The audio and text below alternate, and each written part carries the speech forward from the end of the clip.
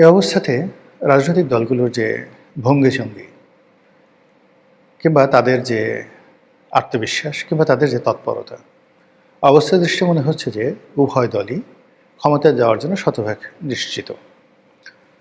BNP বড় দল, ৩৫% তাদের ভোটার রয়েছে। বহুদিন পর তারেক রহমান সাহেব বাংলাদেশে এসেছেন। বিএনপির মধ্যে একটা নব উদ্যম কাজ করছে। তারা জয়লাভ করবেন।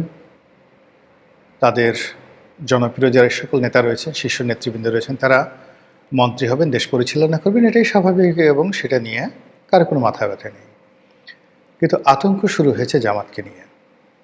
আমরা দীর্ঘদিন ধরে বলার চেষ্টা করছি যে জামাত বাংলাদেশে কত 5 to 7% তাদের জনপ্রিয়তা রয়েছে। একটা সময় যখন আমি নয়া দিগন্তে লিখতাম, তো তখন প্রায় আমি মাঝে মধ্যে বলতাম যে জামাতের হয়তো জনপ্রিয়তা 10% or 12%। বিশ্বাস করেন বিএনপি এবং আওয়ামী লীগের যারা লোকজন রয়েছেন তারা গালাগালি করতে করতে আমার জান শেষ করে দিয়েছে। আবার এখন যখন আমি বলছি যে 5 থেকে 7%, তখন জামাতের লোক আবার গালাগালি করছেন, যে যারা ভদ্র, দীর্ঘদিন ধরে আমাকে ভালো জানেন, তারা খুব বিনয়ের সঙ্গে বলছেন যে রনি ভাই, আপনি জানেন না জামাত এখন কম করে হলে 30% তাদের জনপ্রিয়তা রয়েছে, আপনি আসল খবর রাখেন না। তো এই যে একটি অবস্থা, সেই অবস্থার মধ্যে ধরুন 30% বা ধরুন 5%, 7%, 10%, হোয়াট এভার মেবি, আমরা এই যে গত 2 মাস ধরে যদি ধরি, নির্বাচনের তফসিল ঘোষণার আগ পর্যন্ত জামাতকে আমরা যেভাবে মূল্যায়ন করছি, আমরা মনে করছি যে তারা এই যে শেখ হাসিনার পতনের জন্য যে ম্যাটিকুলাস ডিজাইন, সেই ডিজাইনের মাস্টার মাইন্ড। আমরা মনে করেছি যে ডক্টর মোহাম্মদ ইউনূসের পেছনে থেকে তাকে যারা চালাচ্ছেন তারা জামাত। আমরা মনে প্রাণে বিশ্বাস করি এবং বিশ্বাস করেছি, এখানে এনসিপি, ইনকলাব মঞ্চ থেকে শুরু করে অন্য যে সকল প্রতিষ্ঠানের নাম আমরা শুনতে পেয়েছি বা পাচ্ছি, এগুলো মূলত জামাতের A team, B team, C team, এবং এটা এখন প্রমাণিত। আমরা দেখেছি যে ডক্টর মোহাম্মদ ইউনূসের কোনো একটা অনুষ্ঠানের লোক দরকার, এনসিপির অনুষ্ঠানের লোক দরকার, সব জায়গাতে যে সমস্ত লোকজন সাপ্লাই দেওয়া হয়েছে সব জামাতের লোক। আমরা দেখেছি ক্যাবিনেট সচিব, সংস্থাপন সচিব, বড় বড় ডিসি, গুরুত্বপূর্ণ বিভাগীয় কমিশনার, সচিবালয়ের বড় কর্তা, বিভিন্ন বিশ্ববিদ্যালয়ের ভাইস চ্যান্সেলর থেকে শুরু করে একেবারে সর্বশেষ বিশ্ববিদ্যালয়ের ছাত্র সংসদে জামায়াত ইসলামীর ছাত্র সংগঠন ইসলামী ছাত্র শিবিরের নিরঙ্কুশ বিজয় আমাদেরকে এই দলটি সম্পর্কে রীতিমতো আতঙ্কগ্রস্ত করে তুলেছে। এখন আমাদের মধ্যে ভয় হলো এই দল সব পারে, দে ক্যান ডু এভরিথিং। গত 1 মাস ধরে আমরা দেখছি যে আমেরিকার রাষ্ট্রদূত জামাতের পিছনে ঘুরছে, ইউ রাষ্ট্রদূত বা রাষ্ট্রদূতের যে সংগঠন তারা জামাতের পিছিয়ে পিছিয়ে ঘুরছে, ব্রিটিশ রাষ্ট্রদূত সারা কুক তিনি খুব দৌড়দৌড়ি করছেন, বাংলাদেশে যাচ্ছেন, দিল্লিতে যাচ্ছেন, এবং ইংল্যান্ড নীতিগতভাবে জামাতকে সমর্থন করতে চাচ্ছে। বাংলাদেশের অনেকগুলো ভদ্র মহিলা সাংবাদিক রয়েছেন, তার মধ্যে শীর্ষ 4 জন মহিলা সাংবাদিকের সঙ্গে আমেরিকান একজন কূটনীতিবিদদের যে বৈঠক, সেই বৈঠকের যে অডিও বার্তা এটা লিক হয়ে গেছে। সেখানে তারা স্পষ্ট করে আমেরিকা বলার চেষ্টা করছেন যে জামাতকে তারা বন্ধু হিসেবে পেতে চায় এবং জামাতের সঙ্গে কাজ করতে তাদের কোনো আপত্তি নাই, জামাত একটি মডারেট দল, ব্যাস। এই যে গত কয়েক মাসে জামাত নিয়ে যা কিছু হচ্ছে তার উপর এই ঘটনাগুলো রীতিমতো একটা মানে সুপার ডিগ্রি হিসেবে কাজ করছে, রুটোবার হিসেবে কাজ করছে। জামাতের শক্তিমত্তা যা না আছে তার সাথে আমরা 100 গুণ বাড়িয়ে দিয়েছি। আমরা মনে করছি যে আমাদের হাতে প্রচুর অস্ত্র আছে, আমরা মনে করছি তাদের সামরিক প্রশিক্ষণ আছে, আমরা মনে করছি তাদের অঢেল অর্থ আছে, আমরা মনে করছি তাদের সঙ্গে তুরস্ক, পাকিস্তান সবার সঙ্গে সম্পর্ক আছে। আমরা মনে করছি তারা যেভাবে একটি ম্যাটিকুলাস ডিজাইন করে গুপ্ত সুপ্ত হয়ে আওয়ামী লীগের মধ্যে যেভাবে তারা লুকিয়েছিলেন, আওয়ামী লীগের বাপও টের পায়নি, মাও টের পাননি, এবং আওয়ামী লীগে ধীরে ধীরে ধীরে ধীরে একেবারে ক্যান্সারের মতো, ক্যান্সার যেভাবে মানে একটা মানুষের শরীরে সব কিছু চুষে খায়, ঠিক সেইভাবে আওয়ামী লীগকে একেবারে ফানুস বানিয়ে ছেড়ে দিয়েছে। এবং আওয়ামী লীগের পরবর্তী যে পতন হয়েছে, আওয়ামী লীগ এটা ঢোক চেপার সময় পাননি। নির্বাচনের শেষ 7টি দিনে জামাত যে পারঙ্গমতা দেখিয়েছে, যে শক্তিমত্তা দেখিয়েছে, যে কৌশল দেখিয়েছে, এবং যেভাবে আন্দোলনকে তাদের অনুকূলে রেখেছে, এবং যেভাবে প্রতিটি রাষ্ট্রীয় বাহিনীকে হতোদ্যম করে ছেড়ে দিয়েছে। শেখ হাসিনার পুলিশ সাদ্দাম হোসেনের রিপাবলিকান গার্ডের চাইতেও শক্তিশালী হয়ে পড়েছিল। শেখ হাসিনার একজন মানে বেনজির, একজন আজিজ, একজন হারুন, একজন বিপ্লব, একজন হাবিব, মানে এরা এক একজনে ইজ্জত ইব্রাহিম টু দি পাওয়ার 9। আপনারা কি জানেন ইজ্জত ইব্রাহিম কে ছিলেন? ইজ্জত ইব্রাহিম ছিলেন সাদ্দাম হোসেনের সৎ ভাই।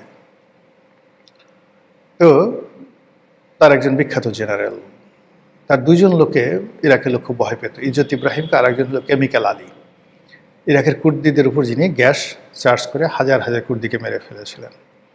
তো তদ্রূপ পুলিশ বাহিনীর মধ্যে এরকম ইজ্জত ইব্রাহিম, কেমিক্যাল আলী তৈরি করেছিলেন শেখ হাসিনা, এবং তার ধারণা ছিল যে যে কোনো পরিবেশ পরিস্থিতি মোকাবেলা করার জন্য তার পুলিশ বাহিনী যথেষ্ট।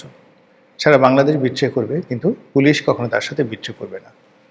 পুলিশ চেষ্টা করেছিল, শেষ পর্যন্ত তারা চেষ্টা করেছে, সেই পুলিশকে এমন প্যাদানি দেওয়া হয়েছে, পুলিশকে মেরে লাশ ফাঁসির মানে মধ্যযুগে যেভাবে প্রতিপক্ষের লাশ টানিয়ে রাখা হতো জনবহুল এলাকাতে, একইভাবে পুলিশের লাশ যেভাবে ঝুলছিল সেই সায়দাবাদে, বাংলাদেশ পুলিশ যতদিন থাকবে এটা তারা ভুলতে পারবে না। এই কাজ কারা করেছে? জামাত করেছে, এনসিপি করেছে, বিএনপি করেছে, কেউ না কেউ তো করেছে।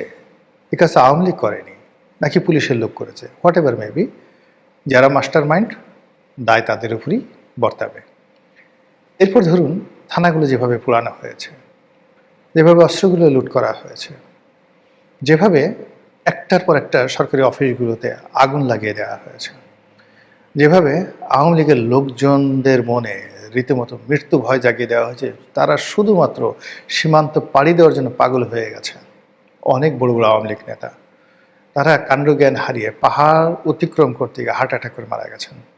বেশির মধ্যে শামসুদ্দিন চৌধুরী মানিকের মতো মানুষ এতটা ভীত সন্ত্রস্ত হয়ে পড়েছিলেন যে তিনি সীমান্ত পাড়ি দিতে গিয়ে ধরা পড়ে সে কী কাণ্ড, তার বিসি ঠিসি সব ফাটিয়ে ফেলা হয়েছে, লাথি দিয়ে পুরো তার অন্ডকোষ ফাটিয়ে ফেলা হয়েছে, তাকে একেবারে মানে যাকে বলা হয় রাস্তার ফকিরের মতো একটা কলা পাতার উপর তাকে শুয়ে রাখা হয়েছে সেই সময়টিতে। তো এই যে কাজগুলো হয়েছে যারাই করেছেন, প্রথম কয়েকদিন বিএনপি বলার চেষ্টা করেছে আমরা করেছি, তারপরে ছোট ছোট রাজনৈতিক দল তারা বলার চেষ্টা করেছে আমরা করেছি, জামাতও বলার চেষ্টা করেছে আমরা করেছি, আমরা ম্যাটিকুলাস ডিজাইন করেছি, এনসিপি বলার চেষ্টা করেছে।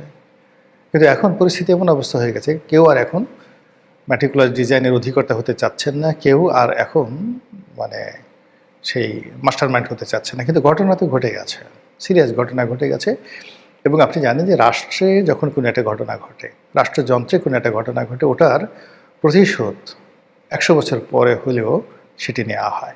বাংলাদেশে যা কিছু হয়েছে কড়ায় গন্ডায় প্রত্যেকটি জিনিস এটির প্রতিশোধ নেওয়া হবে। আওয়ামী লীগ যে ভুলগুলো করেছিল, অন্যায়গুলো করেছিল, গুণাগুলো করেছিল, আপনি দেখেন সেগুলো কড়াই গন্ডায় তাকে পরিশোধ করতে হচ্ছে। বিএনপি যে ভুলগুলো করেছিল 2001 থেকে 2006, সেই ভুলের দায় তাদেরকে এখন নিতে হচ্ছে। এখনও তাদেরকে আন্তর্জাতিক টাইম ম্যাগাজিনে খাম্বা তারেক হিসেবে তাদেরকে অভিহিত করা হচ্ছে, তাদেরকে চাঁদাবাজ, তাদেরকে মানে গ্যাং চাঁদাবাজ, মানে এত সব বাজে বাজে শব্দ তাদের সম্পর্কে ব্যবহার করা হচ্ছে। এর অর্থ যে রাজনীতিতে প্রতিশোধ পরায়ণতা খুব বেশি, এবং এটা এমন একটা সেক্টর যেখানে কেউ কাউকে ক্ষমা করে না। সেই অর্থে সেই 2024 সনের জুলাই মাস থেকে আজ পর্যন্ত যা কিছুই বাংলায় ঘটেছে প্রত্যেকটা জিনিস সেই ফিরে আসবে। আর সেই ফিরে আসাকে প্রলম্বিত করার জন্য যারা এই বিপ্লবের মাস্টার মাইন্ড যারা জড়িয়ে পড়েছেন, তারা নানা রকম কৌশল করছেন। এখন একজনের দায় আর একজনের উপর চাপানোর চেষ্টা করছেন, নিজেরা সাধু হওয়ার চেষ্টা করছেন। এই কৌশলে সবচেয়ে এগিয়ে আছেন যারা, তাদের মধ্যে জামাত প্রধানতম। এনিওয়ে, জামাতের যে অবস্থা, সেই অবস্থাতে সেই দল ক্ষমতায় আসবে বা 10টা আসনে জয়লাভ করবে, এটা আমাদের যারা রাজনৈতিক বিশ্লেষক তারা কখনো মনে করতেন না। এখনও পর্যন্ত অনেকে মনে করে জামাত ভালো মতো নির্বাচন করে 2টো সিটও পাবে না। কিন্তু যে আতঙ্ক সারা বাংলার মানুষকে তাড়া করছে যে জামাত ক্ষমতায় চলে আসবে, কীভাবে আসবে? ম্যাটিকুলার ডিজাইন করে আসবে। যেভাবে আওয়ামী লীগকে তারা মানে তাড়িয়েছে, যেভাবে আওয়ামী লীগের পতন ঘটিয়েছে, যেভাবে তারা কোর্ট কাছারি অফিস আদালত থেকে শুরু করে সব জায়গাতে গত 17 মাসে তারা দাপট দেখিয়েছে, যেভাবে তারা ডক্টর মোহাম্মদ ইউনূসকে পরিচালিত করেছে, একইভাবে তারা নির্বাচন পরিচালনা করবে। আর আপনি যদি যুক্তির বিচারে এই জিনিসগুলো মূল্যায়ন করেন, তাহলে আপনাকে তো অবিশ্বাস করার কোনো রিজন নাই, আপনাকে বিশ্বাস করতে হবে। তো সেই দিক থেকে জামাত যদি বিজয়ী হয়, তাহলে কে হবেন প্রধানমন্ত্রী, কে হবেন মন্ত্রী, কে হবেন অর্থমন্ত্রী, কে হবেন প্রেসিডেন্ট, এগুলো নিয়ে নিঃসন্দেহে আপনার কৌতূহল থাকতে পারে। কিন্তু আমি নিশ্চিত যে আমাদের যারা কর্তা ব্যক্তি, তারা তাদের মজলিসের শুরা থেকে শুরু করে অন্যান্য জায়গাতে এই বিষয়গুলি তারা খোলামেলা আলোচনা করে রেখেছে। এবং যেহেতু তারা একটি রেজিমেন্টেড ওয়েল প্ল্যান্ড রাজনৈতিক দল, কাজেই তারা প্রতিটি বিষয় আলাপ আলোচনা করে কার জন্য কোন শেরওয়ানি লাগবে, কার জন্য কী ধরনের সুরমা লাগবে, কার জন্য কী ধরনের পোশাক পরিচ্ছদ লাগবে, কেমন গাড়ি লাগবে, কে কোন মন্ত্রণালয়ে বসবেন ইত্যাদি বিষয়গুলো তারা কিন্তু অনেক আগেই সিলেক্ট করে রেখেছেন।